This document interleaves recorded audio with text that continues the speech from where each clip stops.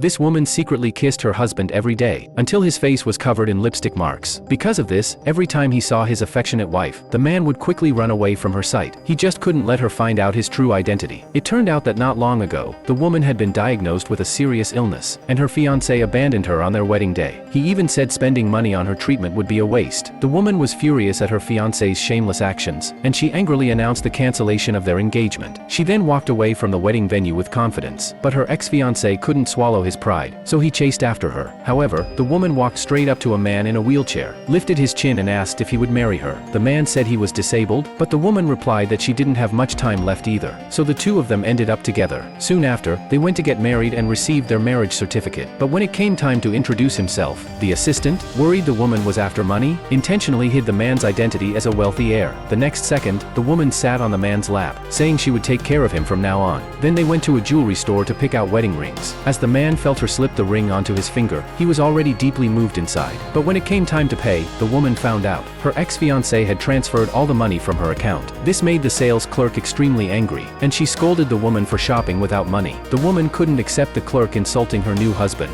which made the clerk terrified of her. Then the man immediately called his assistant on the phone. Soon the store manager arrived with a prize wheel, explaining that the store was running a promotion. Hit the target with a dart to win a pair of free rings. Even though the woman accidentally stabbed his leg with the dart, he remained professional and completed the man's request. The woman happily left the store with the man. That night, while the woman was showering in the bathroom, the man secretly took off his eye mask and checked his phone. When the woman finished her shower and saw him, she realized he had been pretending to be blind all along. Just as she walked over to confront him, she accidentally fell right into his arms.